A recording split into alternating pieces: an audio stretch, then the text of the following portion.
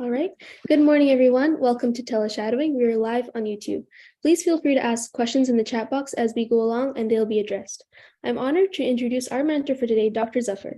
Dr. Zafar is a gastroenterologist in Texas, and she completed her residency training in internal medicine at Case Western Reserve University, followed by a fellowship in geriatric medicine at the University Hospitals of Cleveland. As clinical teaching faculty at the University of Arkansas for Medical Sciences in Little Rock, she served as assistant professor, and then she returned to medical training to complete her second fellowship in gastroenterology and hepatology at University of Arkansas for Medical Sciences, and served as chief fellow as well. Her interests include treatments for numerous conditions such as acid reflux, irritable bowel syndrome, Crohn's disease, etc. She is fully trained to perform upper endoscopy, colonoscopy, hemorrhoid banding, video capsule endoscopy, and considers it a privilege to be able to take care of her patients. And now I'd like to request Dr. Zafar to begin today's session. Thank you. Hello, assalamu alaikum. Good morning, everybody. A pleasure to be here. Thank you so much for inviting me. It's one of the things that I always say is when you have students, when you have people that are going to learn from you, it keeps you up to date with everything. So thank you for the pleasure and privilege of having me here. So based on what I understand, the format is going to be talk a little bit about a topic. And then after the slides are done, we'll have a little bit about, what I have done in medicine and how I got to where I did. And any questions or answers that you might have, I'll be happy to answer those for you. Okay. So my disclaimer is I don't, for anybody who's a Star Wars fan, I don't usually sound like Darth Vader, but I've got a bit of bronchitis. So my apologies in advance for what my voice sounds like today. So starting out, I thought I would talk about, first I had thought about reflux, then I thought about some abdominal symptoms like irritable bowel syndrome, but then I thought about, in today's age, marijuana use is such a big question that is asked.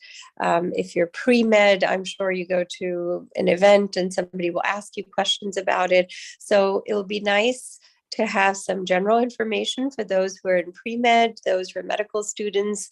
This might be something that you may discuss in your clinics when you're doing your clinical rotations. This might be of some help to you. So cyclical vomiting syndrome and cannabinoid hyperemesis, both of those are two distinct conditions which we see in patients who use marijuana. So I'm going to talk a little bit about both of those and hopefully give you some understanding of it. So the objectives of the talk are define cyclical vomiting syndrome, understand the Rome-4 criteria for diagnosis. The Rome-4 is a system that we use which helps us give some objective measures when we're thinking about disease processes, that if they do fall into those categories, then it helps us make a diagnosis a little bit more easily. Treatment options for cyclical vomiting syndrome, define cannabinoid hyperemesis, treatment of cannabinoid hyperemesis. So we'll take up first the cyclical vomiting syndrome. Interestingly enough, it was first described in France in 1806. So that tells us that cannabinoid use has been around for quite some time. CVS was first described clinically in 1937. It was first reported in adults in 1983.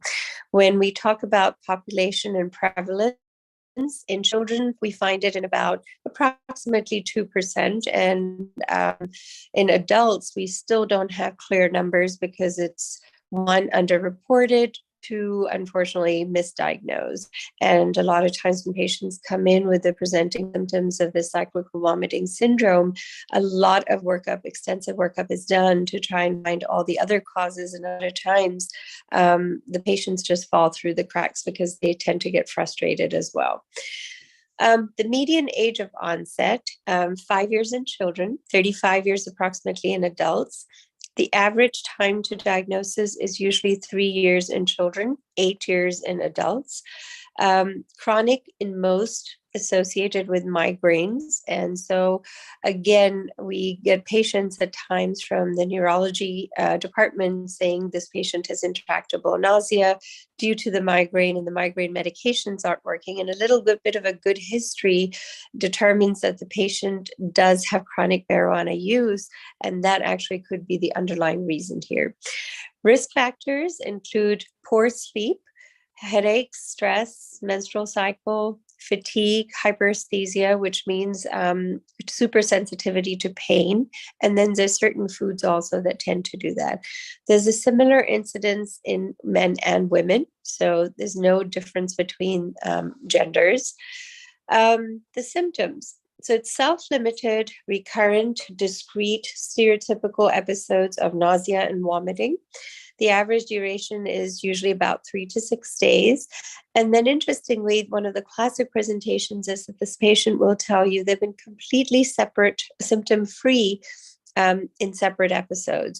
So there's 60 to 120 days between episodes, but there's a short prodromal period of 1 to 2 hours when the onset of the symptoms starts, and then it's just intractable nausea and vomiting. So as you can see, these inter episodes, as they're called, because of the long time frame between them, unfortunately, at times it gets missed that there's a true connection between them. And people sometimes think, oh, well, possibly had some gastroenteritis. I ate something bad at a restaurant and I vomited for several days, and then it got better. And now I'm back and it's all over the same thing again. So a good history from the patient, taking a good detailed social history about their recreational drugs, etc., really makes a big difference in helping us diagnose that, yes, there may be some connection here between the CVS, the marijuana use, and the diagnosis of CVS here. Moving on to more symptoms, the vomiting typically is more than 4 episodes in an hour. So the patient will say, oh my goodness, I was bent over retching. I just couldn't stop vomiting. Mean episodes about 12. Mid-epigastric pain presents in nearly all patients. So basically just below their chest bone, in the substernal area, they'll say that they have mild to moderate severe pain. And as the episodes of vomiting progress, they have more and more retching. The symptoms seem to increase in severity for the pain as well. Associated symptoms, anorexia, because again, they don't want to eat. They're so nauseous. Pallor, they're pale, lethargic, they're tired, they're not able to eat anything. They're sometimes not able to even keep fluids down. So of course, they're getting dehydrated and lethargic due to that. And then, lo and behold, suddenly there's rapid resolution of symptoms, and typically without intervention, which is why a lot of times they feel, oh, this was probably an episode of food poisoning. There are 4 phases of CVS. So there is the interepisodic phase, which we described in between, the prodromal phase, when the onset of symptoms comes on within a couple of hours, then the actual vomiting, and then the recovery.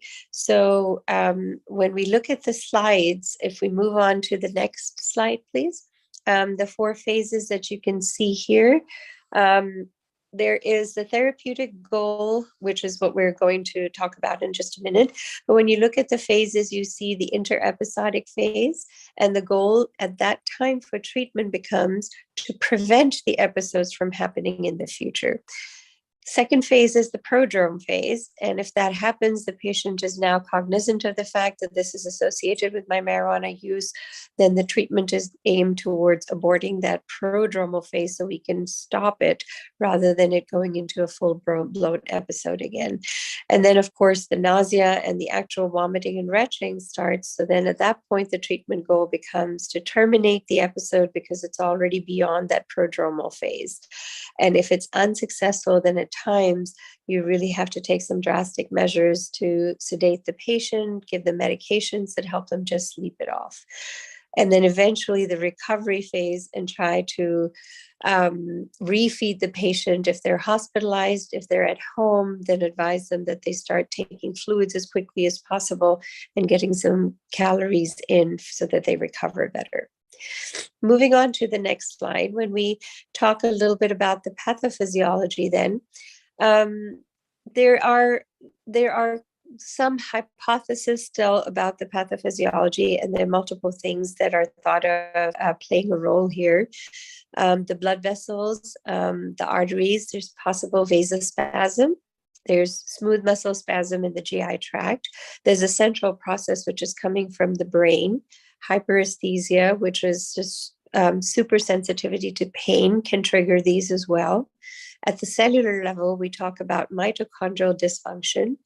Anxiety and depression, it's a question of whether the chicken came first or the egg came first, because most of the time, whether it's recreational use or patients self-medicating themselves, it's because they're anxious, they're worried, they have some emotional disorders, and they're using the marijuana as a self-medication.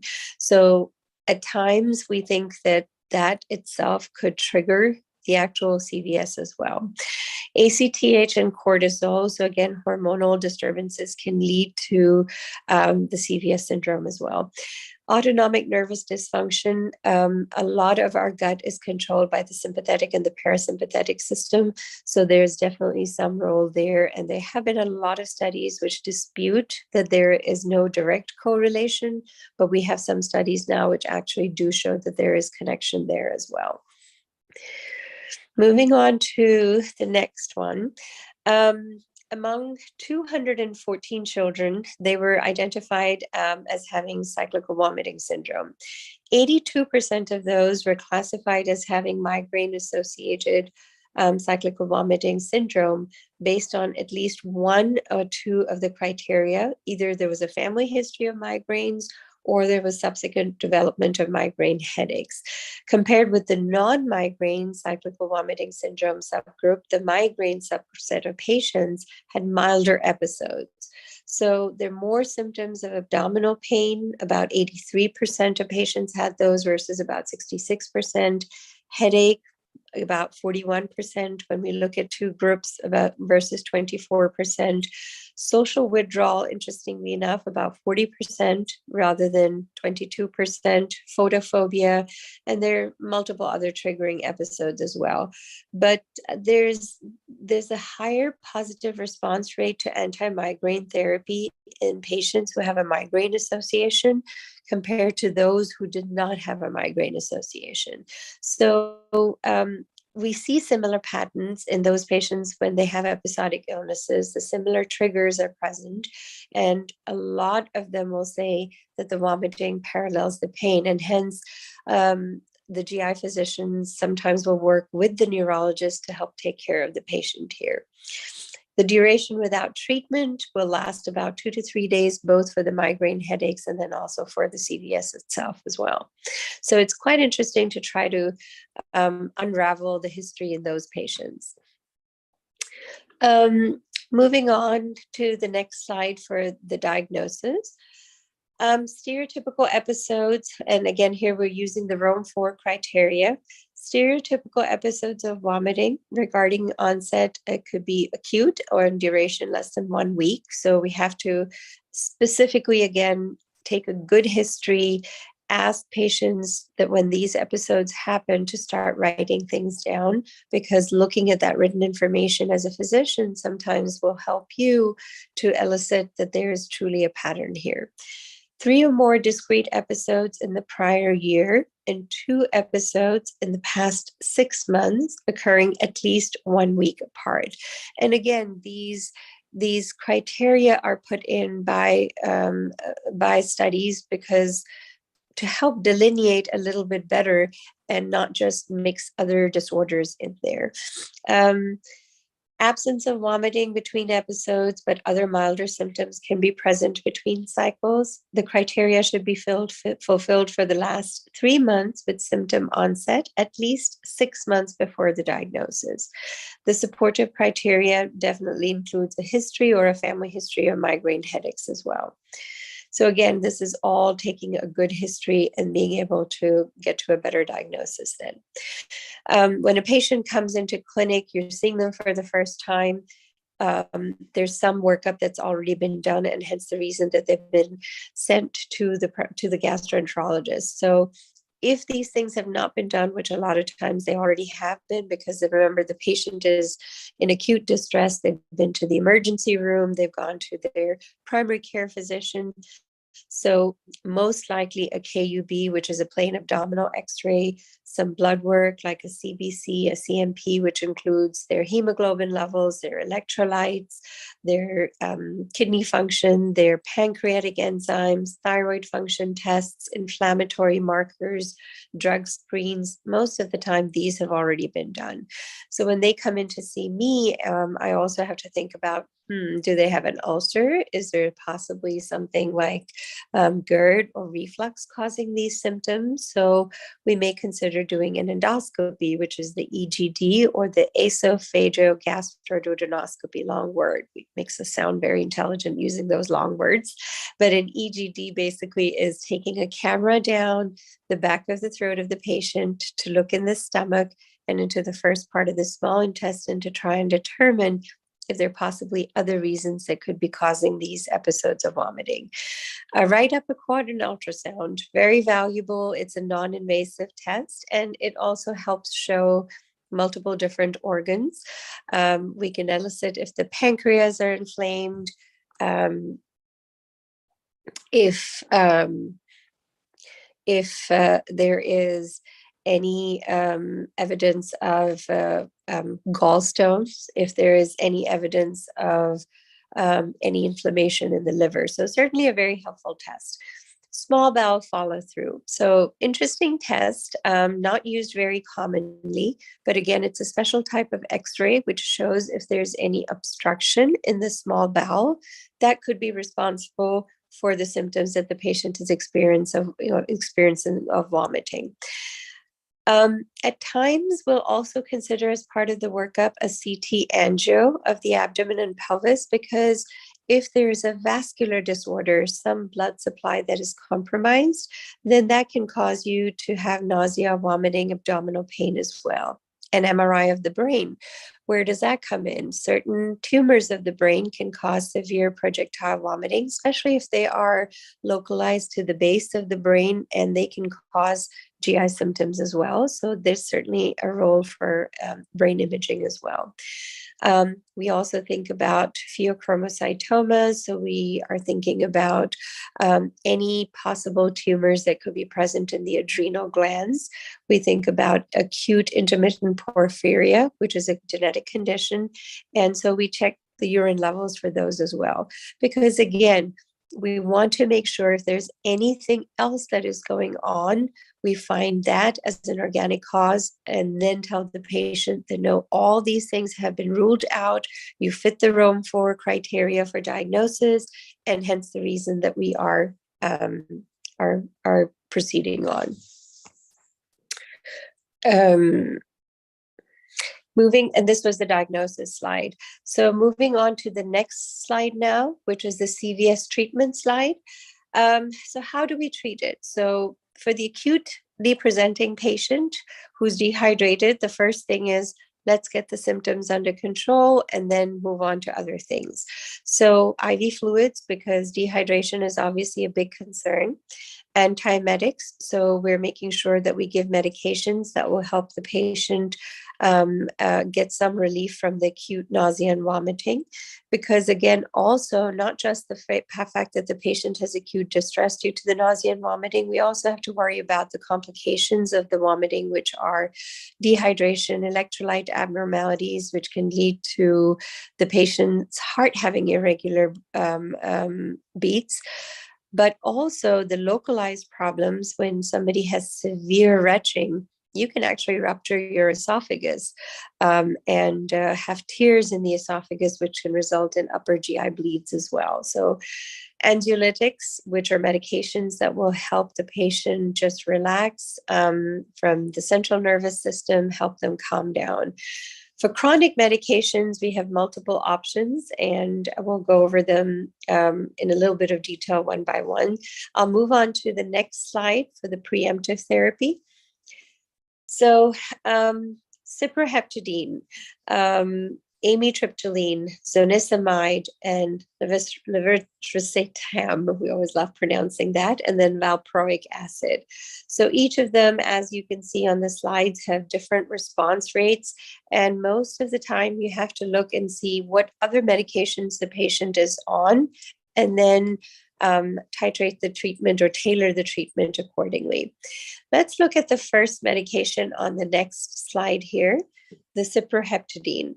So this is a first generation antihistamine. We're all familiar with those over-the-counter medicines like Zyrtec and Allegra, etc. All of those are different types of antihistamine. Cyproheptadine is a first generation antihistamine, contrary to the others. This is a 5-H2A receptor antagonist, which means it blocks that specific receptor in the body. It's a calcium channel blocker as well. And usually the dose that we give to our patients is 4 milligrams by mouth 3 times a day. Typically, the peak plasma levels are reached at about 3.5 hours, 3 hours, and the half-life is about 8 hours. Side effects include sedation, so sometimes that actually helps as a side effect. The weight gain, so the patient has to be cognizant of that, and we inform them of those to increase your exercise level to try and prevent the unnecessary weight gain. And the anticholinergic effects, which include dry mouth, dry eyes, etc. Talking about some of the other treatments, moving to the next slide, which is for CVS treatment. Propranolol is a beta blocker. It tends to slow your heart rate down. So we don't use that very often because of the side effects of dizziness and hypotension, where your blood pressure tends to drop. Usually try to avoid that unless it's really something that we cannot control with other medications. Tricyclic antidepressants, or TCAs, they've been around for a long time. Amitriptyline is one of those medications. Somitriptan, again, used for migraine headaches and can be used as a combination as well. With the tricyclic antidepressants, if we use medicines like amitriptyline, typically we use them at nighttime, again, because of the side effects of sedation. I've had a few patients over the years that I've used it as daytime because sedation is the only thing that tends to help them. And so we put them on chronic, very low doses to take in the morning so they can actually take a nap, and then they have to plan their day accordingly if they're absolutely against stopping their marijuana use. For other medications, as I said, the levetiracetam is used as 500 milligrams twice a day. Again, causes headache, fatigue, and dizziness. The zonisamide is used as a once-a-day medicine, also ends up causing some fatigue and dizziness. And then the topiramate, which is a migraine treatment as well, can also lead to mild depression and some metabolic changes as well.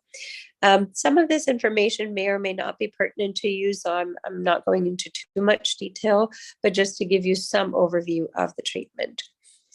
Let's see, so to take home points for CVS treatment, commonly mistaken as gastroparesis. Gastroparesis is a condition which is typically in diabetic patients where, due to the nerve injury that has occurred secondary to the diabetes, your high blood sugars, it causes slow emptying of the stomach. Under normal circumstances, when we eat something, after about 4 hours, there's about less than 10% that's left in your stomach of that meal. In patients who have gastroparesis, due to the slow emptying, the food sits in the stomach for a longer time. There's a general feeling of fullness. The patient experiences nausea and vomiting. And when a diabetic patient comes in and has been using marijuana, a lot of times it's mistaken as gastroparesis. However, it's easily assessed because there's a test called the gastric emptying study that can be done, where a patient swallows a radio labeled meal, and then they're tested to see how much of it is left after 4 hours. If it's more than 10%, we know it's gastroparesis, and it's not necessarily due to the marijuana. Still, there's a lot that is not known, but the clinical history is definitely the key when we're talking about cyclical vomiting syndrome. I think more and more as different states legalized marijuana. This is a condition that we have to take into account, can be part of the diagnosis for a patient. Moving on to our next one, which is cannabinoid hyperemesis. And we'll talk a little bit here about pharmacology. So there are different cannabinoids, the CB1, CB2, which is identified in animal and human models, the receptors, the G protein coupled receptors that inhibit adenylate cyclase in the brain. They're localized to the cerebral cortex, in the hypothalamus, the anterior cingulate gyrus, the hippocampus, the cerebellum at the base of the brain, and the basal ganglia. So we kind of find them all over. The CB1 receptors are also additionally found in other parts of the body, which is the spleen, the heart, the liver, the uterus, the bladder, and also in the vas deferens as well. When we talk about the pharmacology, there's less knowledge on the, moving to the next slide, about the CB2 receptors. They're expressed primarily by the immune cells. In the digestive system, they're expressed by the lamina propria plasma cells, and then they're activated in the macrophages. So the myenteric and the submucosal plexus ganglia in the human ileum, which is the small bowel. So just looking at that, you can see there are lots and lots of different parts of the GI system and the different cellular levels that we can find them. They're involved in inhibition of inflammation. They also help with the prevention of visceral pain, which is organ pain. They also help in intestinal motility of the inflamed gut. So there's a big role of these receptors in the body. Moving on to the next slide. So when we talk about cannabinoids, which are produced by the human body itself, endogenous arachidonic acid derivatives bind to the CB1 and CB2 receptors to do the functions that we just talked about. They're present in the central and the enteric nervous system. So they're in both, they play a role in both places. They're thought to act as neuromodulators, and at times in studies, they're described in physiology as neurotransmitters as well. They're released locally on demand by the neurons, and they are present in small quantities. They undergo rapid inactivation via the fatty acid amide hydrolase. Looking at the next slide, tetrahydrocannabinol is the principal active compound in cannabis.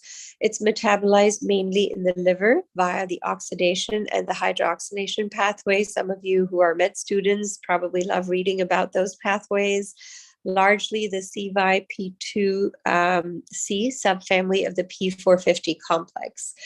And all of these proteins, the CYP2C proteins, they detoxify xenobiotics, metabolize endogenous lipids, such as the arachidonic acid. The P450 complex is a group of enzymes which is involved in drug metabolism. It's found in high levels in the liver. And hence, when you have liver problems, these systems fail, drug metabolism gets affected as well. A lot of these enzymes change many drugs, including anti-cancer drugs that are less toxic, and then they're easier for the body to excrete from the system. Exogenous cannabinoids, things that we're taking now.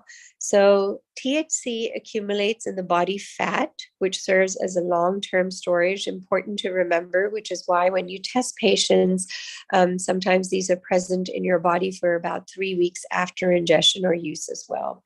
A large reservoir of stored tetrahydrocannabinol may produce a re-intoxication effect secondary to the increased lipolysis during times of increased stress or food deprivation.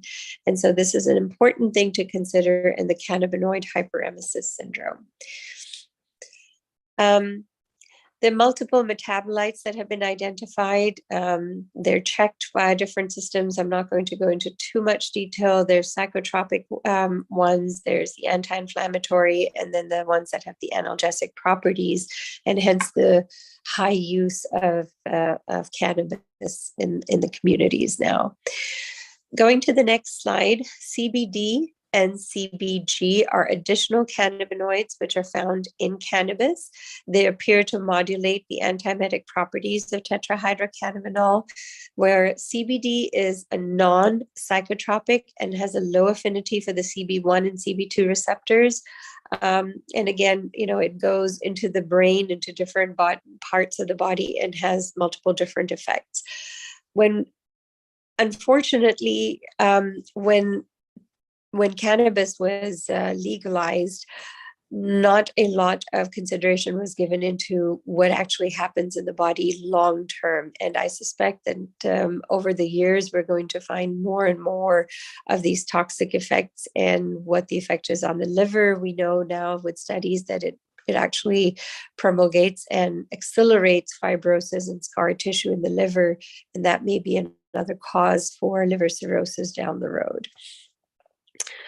CBD oil, it's made by extracting CBD from the cannabis plant and then diluting it with a carrier oil, something like coconut or hemp seed oil. It's available online, and commercial retailers, specific CBD shops, as you can probably see when you go out into different strip centers, they'll say CBD oil is available. The cost is widely variable. 15 ml is usually approximately about $60. A lot of my IBD and IBS patients tend to tell me they use them. Topical, 500 milligrams for about $50. 25 milligram capsules, approximately 30 of them are about $50. And this is just sort of a mean average price.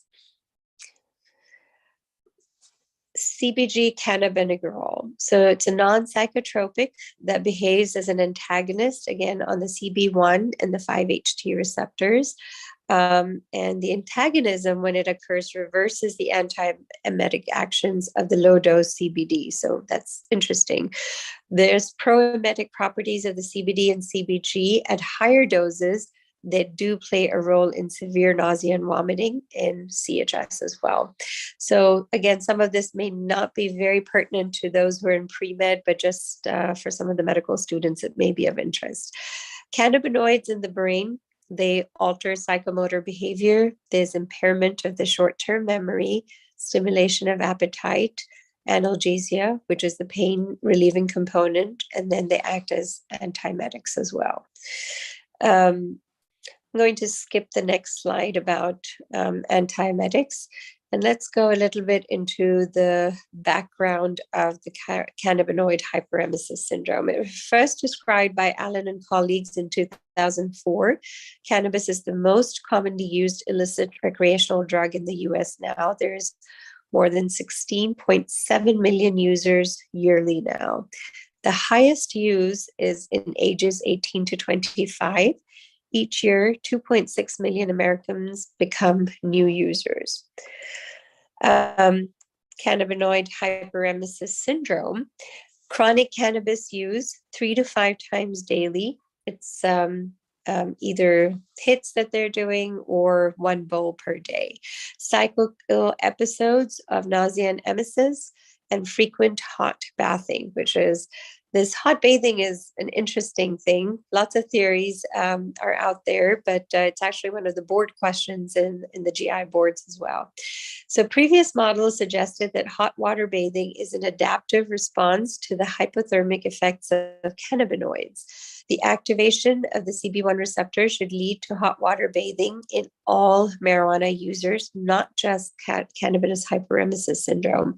Patients who seem to engage in hot water bathing as a learned behavior to treat the symptoms. So one of the things I always ask my patients are when they come in, what are the things that seem to make you feel better when you have an acute episode? And 1 in 10 patients, interestingly enough, will tell us, well, the only thing that seems to happen is when I take a hot shower or I take a really, really, really hot bath.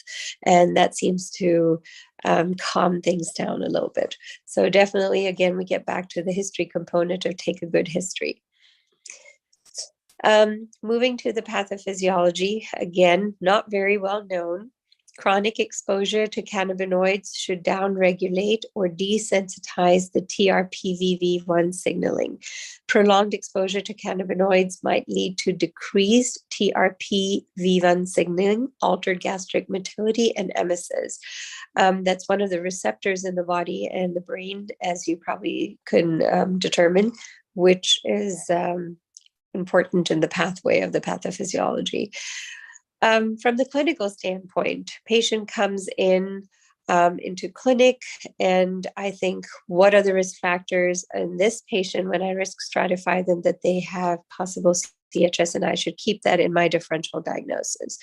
So age 18 to 25, as we said, male, gender, low socioeconomic status, the low income, Western culture, if they're separated, divorced, or widowed in the older patient population.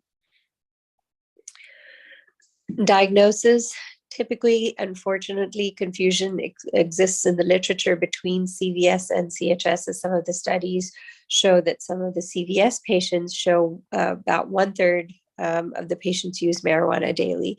So the diagnosis gets delayed, often averaging more than 7 ER visits prior to the diagnosis. So you can see it's a burden on the system, burden on the healthcare system, burden on the taxpayer, most often confused with cyclical vomiting syndrome, and many of the patients unfortunately get mislabeled as well. Looking at the next slide, I thought this is a good way of just having a snapshot between cyclical vomiting syndrome, which we talked about earlier, and the cannabis hyperemesis syndrome. So the age of diagnosis and years is about 34.8 and then 29.3. Delay in diagnosis about 7.9 years. The cannabis hyperemesis syndrome gets diagnosed a little quicker at 3.1.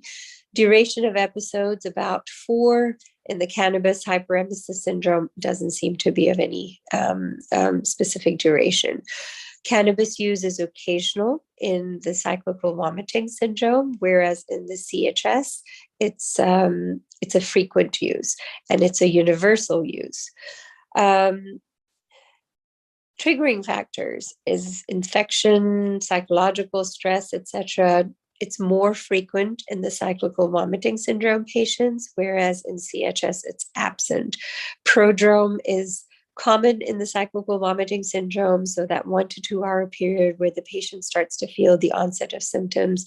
And then in cannabis hyperemesis syndrome, it seems to be the same presentation. So prodrome is definitely not a differentiating factor here. Vomiting is universal in cyclical vomiting syndrome, as well as the cannabis hyperemesis syndrome, and usually the presenting problem for the patient. Abdominal pain, again, not very particular in either one of them. To differentiate, compulsive bathing, absent in the cyclical vomiting syndrome, but it is universally present in the cannabis hyperemesis syndrome. Going through them again, when we talk about migraine headaches, not common in the CHS patient. And so your treatment also is tailored towards what they're presenting with, whether the migraine headache in the cyclical vomiting syndrome. And then for the cannabis hyperemesis syndrome, it's typically advising them to stop the use. Prophylaxis is to stop the triggering episodes, triggering factors in the cyclical vomiting syndrome patients, whereas in the hyperemesis patients, we tell them, just please stop using the marijuana. And as you can probably imagine, those are not my happy patients. So moving on to treatment, focused on 2 phases, the hyperemesis phase, which is 1 to 2 days, prevention of the relapse. I'm not going to go into the pharmacological detail too much about the hospitalized patient, because it's just very much dependent on how the patient is doing. Let's move to the hyperemetic phase treatment after the hyperemetic slide treatment, which is the emerging treatment. Topical capsaicin. Because of the role of the TRPV1 receptor, which is used, which is activated by the topical capsaicin.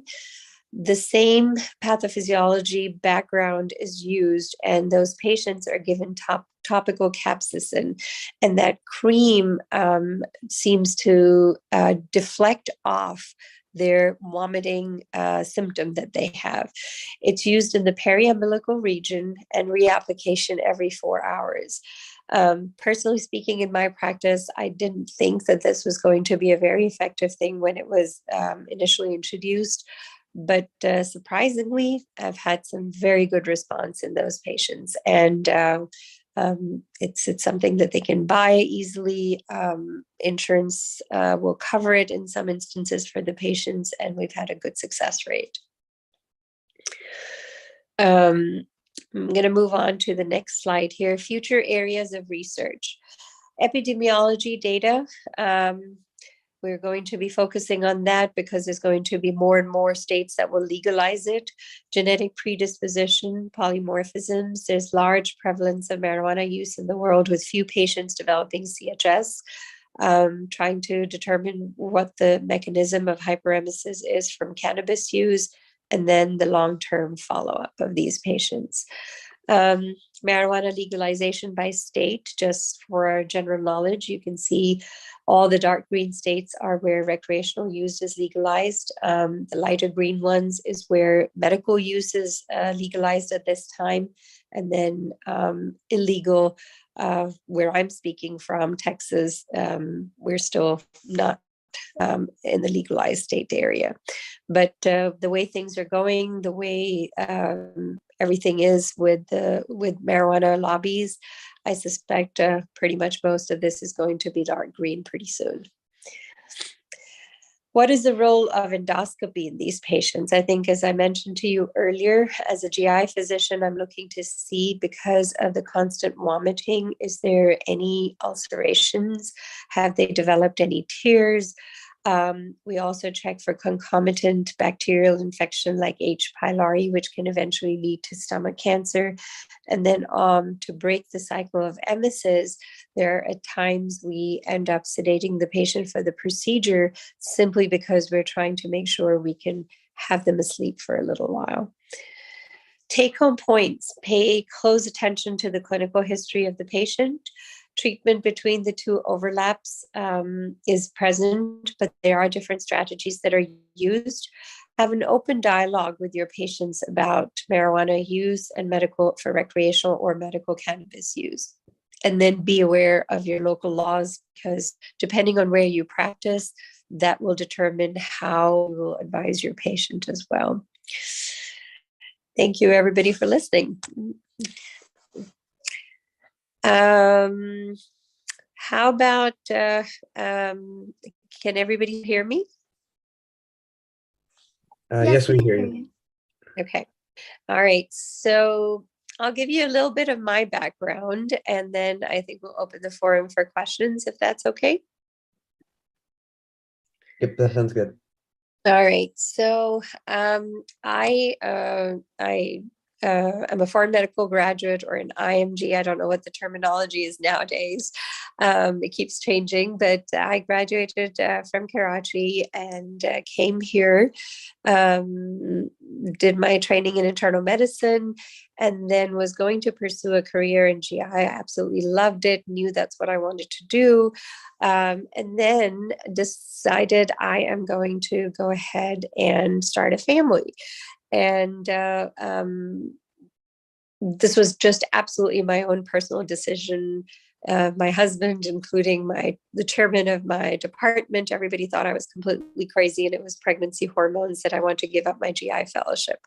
A very hard fellowship to get into, extremely competitive. And so I sat down, had a very frank heart-to-heart conversation with my program director and said, well, I want to prioritize certain things, and I really want to plan a family. So decided to give up the GI fellowship, actually took a geriatrics fellowship at the Cleveland Clinic in the University Hospitals of Cleveland, completed the fellowship, and then joined an academic position at the University of Arkansas for Medical Sciences. I was assistant professor, was actually getting my associate professor packet together, And of course, if you're interested in a certain field of discipline, you still tend to work on it in different capacities. So I was doing some research work with the GI fellows. And my previous program director called out of the blue and said, look, we were just wondering if you'd be interested. We've seen you at some meetings and we would love it if you'd come back. And I said, no, I'm pretty happy. I'm set in my career in geriatrics. I really don't think I want to go back and do that anymore. And in academics, there's many different pathways that you can take. You can take a clinical research pathway. You can take a clinical educator pathway. Different academic institutions offer you a multitude of options. And I was on a clinical educator track. And we had medical students who would come. We had fellows who would come. We had clinical psychologists who would come, and multidisciplinary teams work together to take care of the patient, including working with them in the dementia unit as well as the nursing homes. And part of that is research work.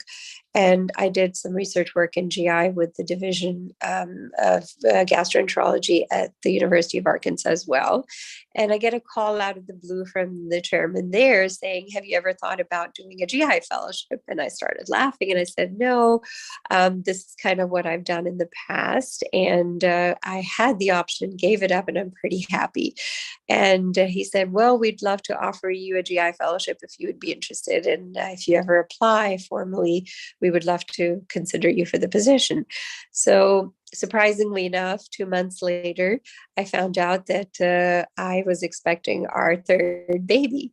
And so it became a joke in the family that the GI fellowship and my pregnancy seemed to be associated in some way.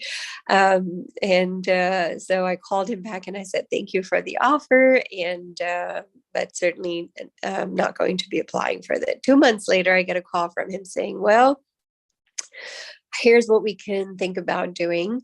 You can apply for the fellowship for 2 years down the road. Your baby's going to be this old, and they can go to this, and this daycare and school in the city. We have some fellows who have children, so I'm aware of that. And how about you apply for that position? So of course I was quite taken aback, and I thought that maybe God really does want me to do this fellowship. And so I decided to pursue the fellowship with 3 children. And I think my poor husband went through the fellowship with me. My point of saying all of this is for all of you who are starting your careers, first of all, never be discouraged. You have multiple ways to getting to where you want to be. Never let anybody tell you that you can't do this, or this is too difficult, or, life happens, or especially for my female med students, pre-med students, you have a balance that you have to maintain, and everything is possible. Work hard, stay persistent, and inshallah, whatever you want to do, you will be able to achieve. Regardless of the hurdles that come in your life, and medicine is a long pathway. As long as you're working hard, keep your work ethics, you will shine and you will do whatever you want to do. So don't be disheartened, and definitely follow your dreams. Open to questions.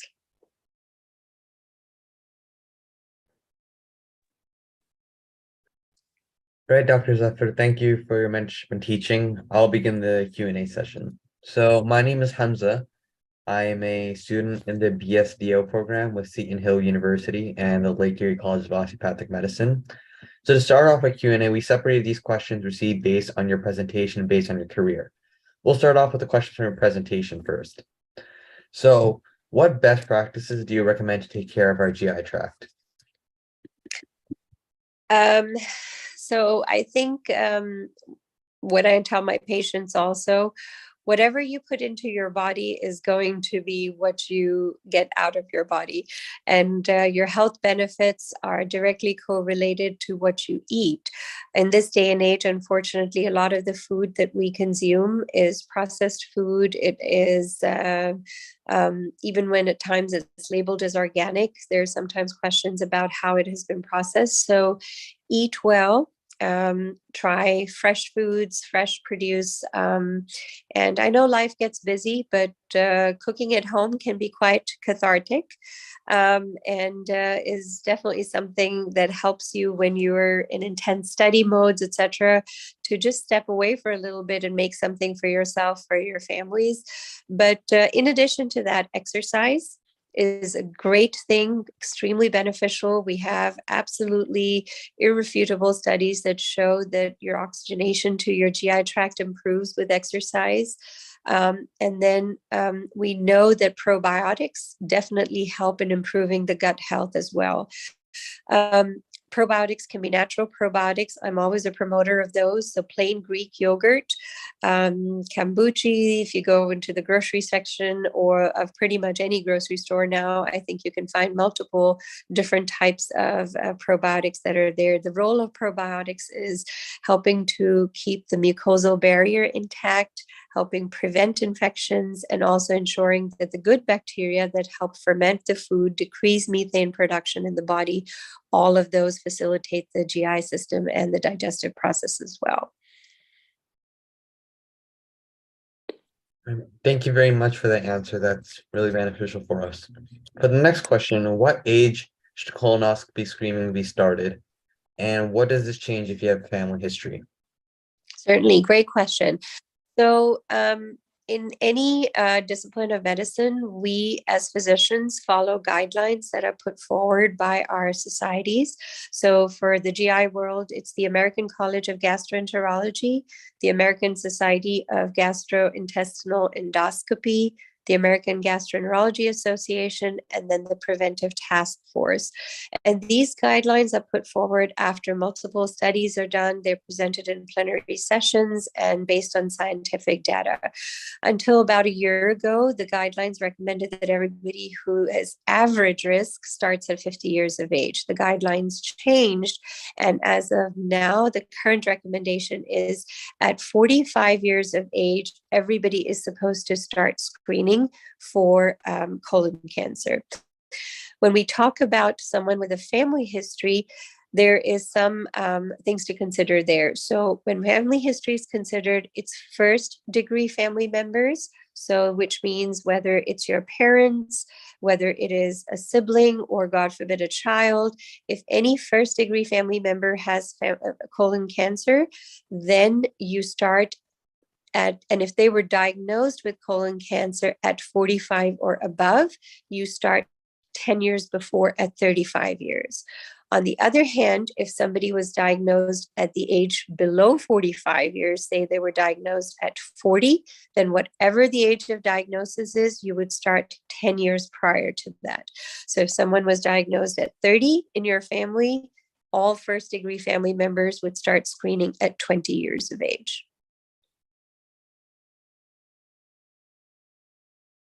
Thank you very much for that information as well. What conditions can we diagnose using capsule endoscopy? So capsule endoscopy is typically done after a person has already been evaluated with an upper endoscopy and a colonoscopy, because we're looking at the small bowel, which is where the capsule comes into play. When we do an endoscopy, the camera is able to extend all the way to the first part of the small intestine. When we do the colonoscopy, the camera is able to go into the beginning of the colon and the very last part of the small intestine. So we still have a large portion of the small bowel that cannot be seen.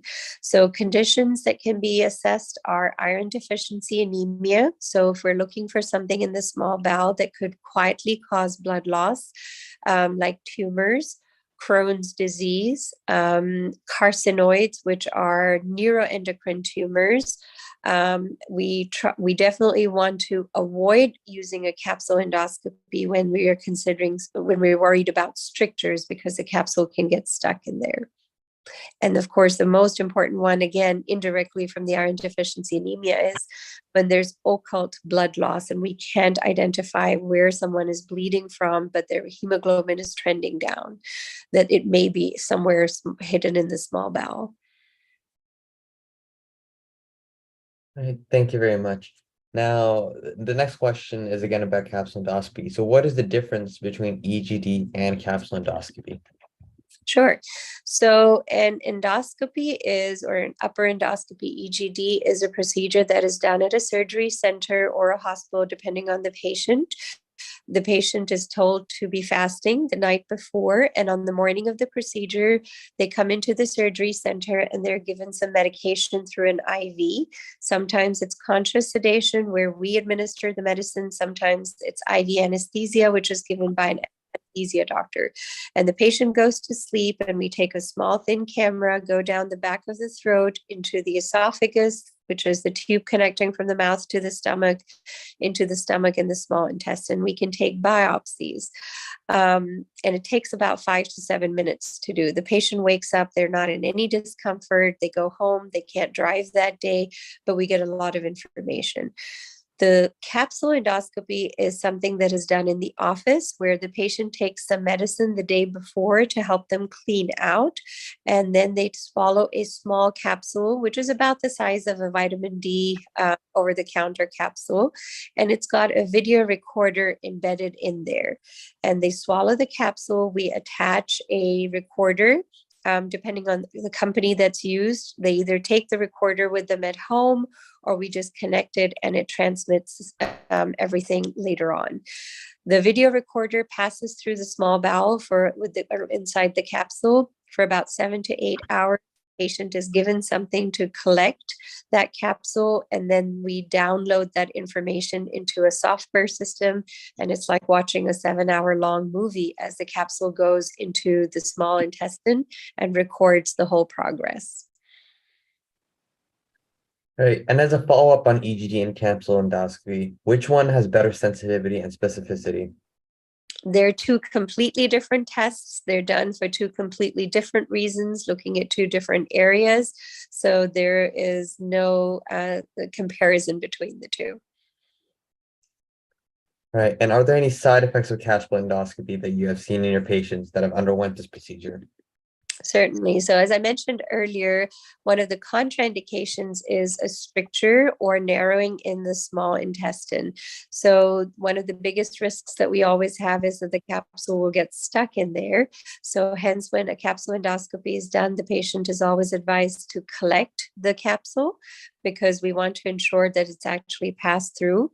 And then if they do not see that, then we do an X-ray and determine if that capsule is still in there.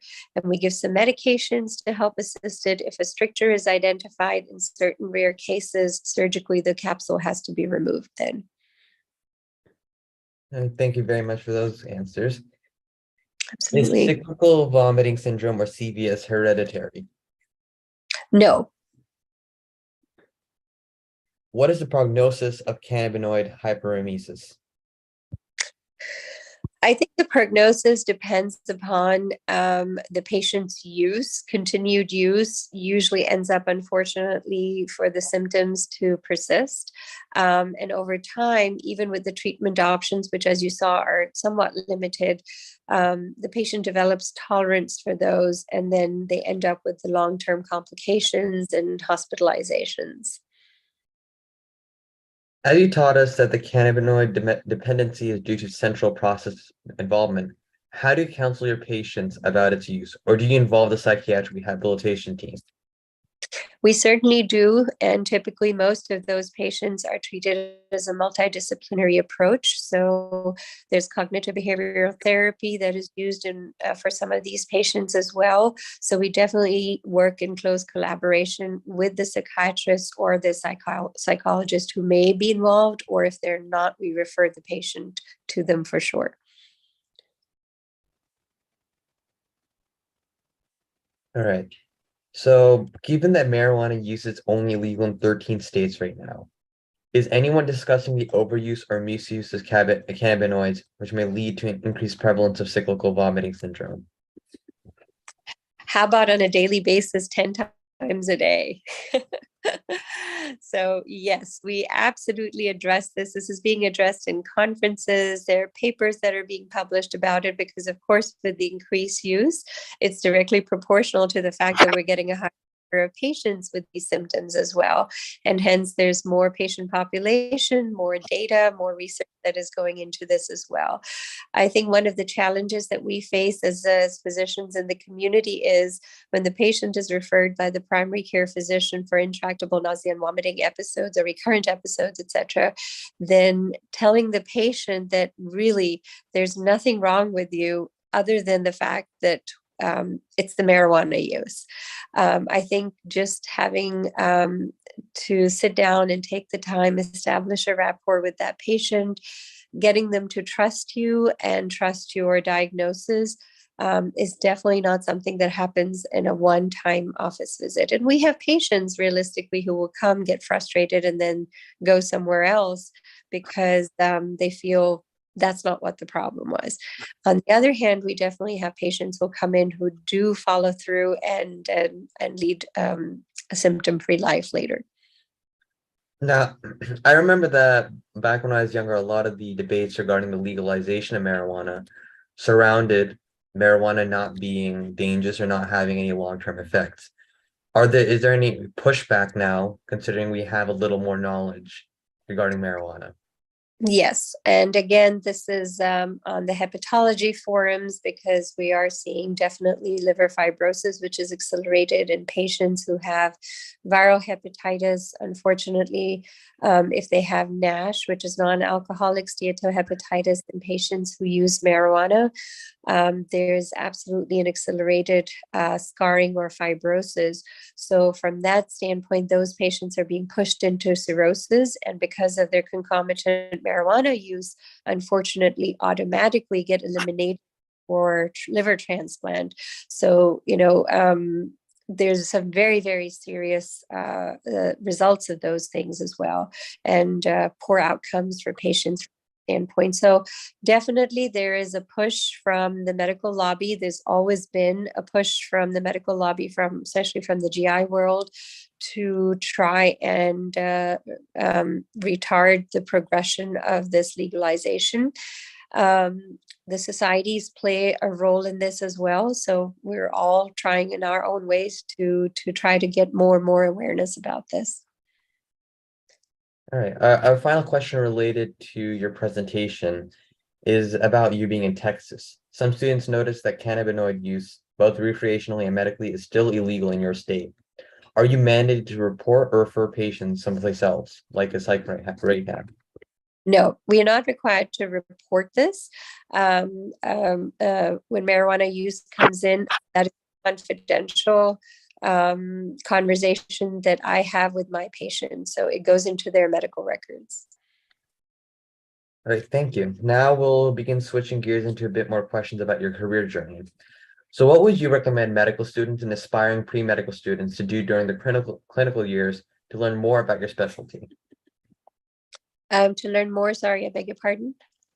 So what would you recommend medical students and aspiring pre-medical students to do during their clinical years to learn more about your specialty? So for medical students, they will have electives that are built in to do GI rotations.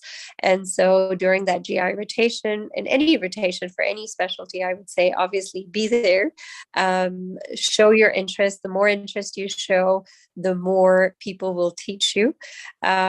For additional stuff during your med student years, you can definitely get involved in research projects. Fellows are always doing research. It is part of their requirement during their training. So connecting with a fellow in any kind of research, whether it's benchwork research, clinical trials, you will be valued by that fellow. You will be valued by the principal investigator of that research team. So absolutely a great avenue to be able to learn more about the specialty. You can do clinical rotations in the clinic. You can ask to be part of during your clinical rotation when there's no clinic. You can go and watch endoscopy procedures. You can shadow as a pre-med student in the community. You can, with COVID and everything, some of the academic centers are still not allowing non-med students to rotate. But in the community, you can definitely request and see if you can do a 1 month shadowing with somebody who's out in the community. And you can learn a lot because you'll pick up things in clinic. You will see if that area interests you when you go into endoscopy. I've had students who've come in who've absolutely loved it, and I've had students who fainted at the first time we did a colonoscopy. So definitely not something that they want to pursue later on. Right. Now, why did you choose to pursue a specialty in gastroenterology? It's the best specialty. So gastroenterology and hepatology is a very unique specialty from the standpoint that there's a lot of academic medicine built into it, because especially with GI and hepatology, these patients are coming to you as a specialist because they've got some very severe and interesting problems. So you use your brain, you end up doing internal medicine because everything is connected to the GI system. Yet at the same time, the procedure part of the specialty allows you to do things with your hands, and there's instant satisfaction. You're fixing things. And also it's a specialty where you are actually doing something which is as significant as preventing cancer in a patient. So a 20-30 minute procedure, removing polyps, it's amazing when you look at a patient's colon, you find a huge polyp and you remove it within 5 minutes, you just literally change the outcome of what could have happened to them in the next few years. So very satisfying from a professional standpoint. From a personal standpoint, it's a specialty that you can really tailor according to a life-work balance as well. When you have a GI bleeder, we know we have definite studies now which tell us you don't necessarily need to wake up at 3 a.m. and run to the hospital to take care of them, because they're either too stable to be scoped at 2 a.m. in the morning, or they're too unstable to be scoped at 2 in the morning. So if you take care of them on a regular morning at 6 a.m., the outcome doesn't change. Thank you. Now, what are some of the most challenging aspects of your work in GI? I think when it depends really whether you're in academics or whether you are in a community practice. So if you decide to choose any specialty, you really have to think through what you're going to do. The benefit of doing GI is that you have the choice of doing either academics, be hospital-based, or be in an independent. So each one of them poses its different challenges. If you're doing a heavy academic practice, you're going to see a lot of liver transplant patients. Those are very, very sick patients. So they take up a lot of your time. They take up a lot of your emotional and mental giving as well, because these are truly sick patients. You get attached to them, you follow through with them till they get a transplant during that time and post-op as well. Out in the community, when you're doing private practice, if your practice is more GI based, I think some of the challenges are your irritable bowel syndrome patients, et cetera, that come in and you can't fix them. So they are constantly frustrated, and you are just trying to help them through that. And I think that's where it becomes important to have a good rapport with your patient, have a good support system in your clinic. But all in all, all studies in AMA have shown that GI is a very happy specialty. Thank you very much. Now for our second to last question, can you walk us through a day in your life and what you do at work on a day-to-day basis? Sure. So over the years, I have now tailored most of my practice to be outpatient practice. Usually start cases, all procedure specialties like to start early.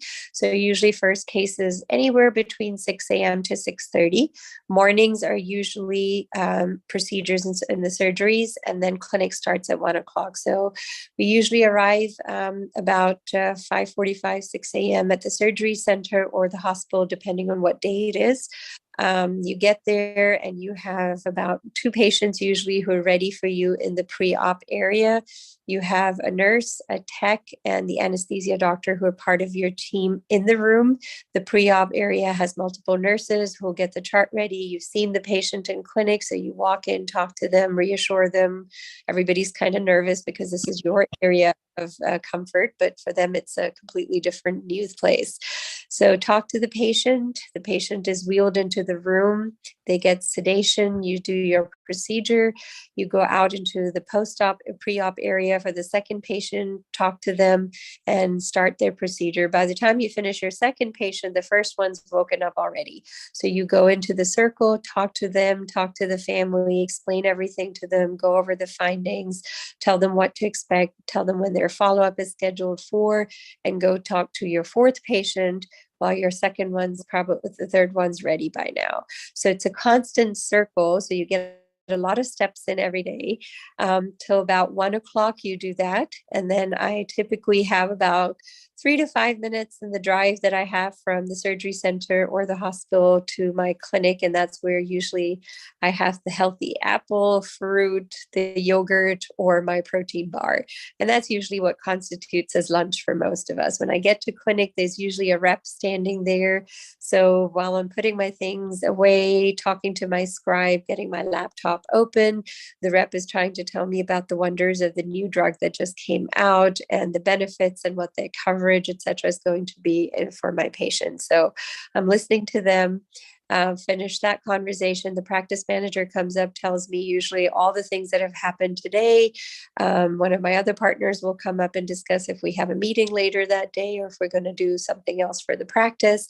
And then my scribe is ready. That's one of the best investments I ever made as a physician, is to get a scribe.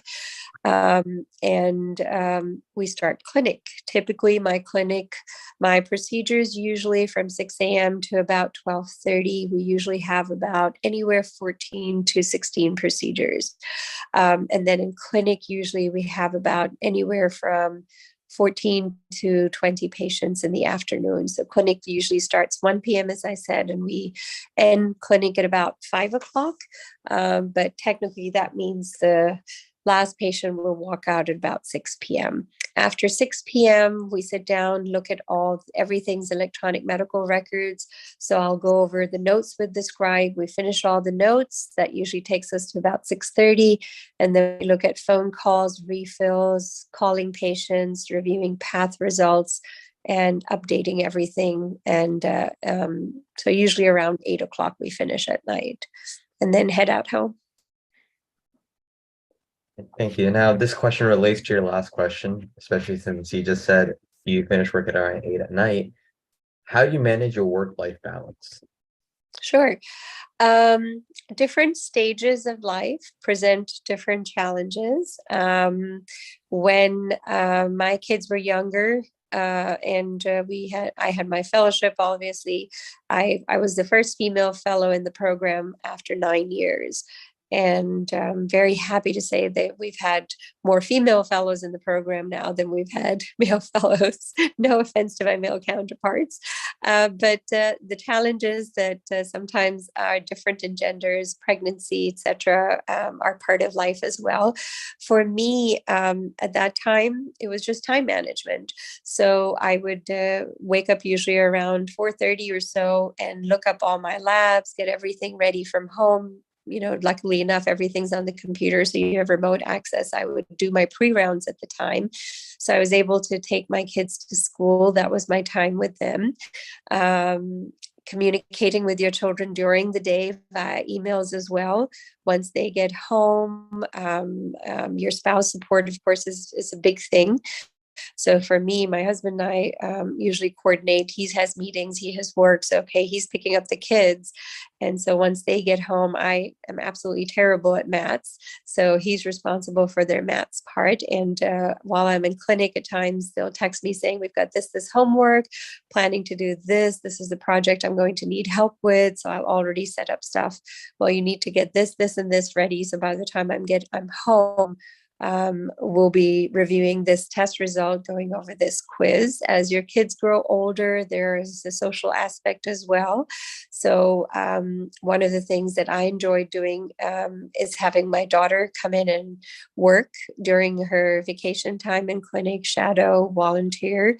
And that gives her an insight into my life and helps me see a different aspect of her as well in a work environment.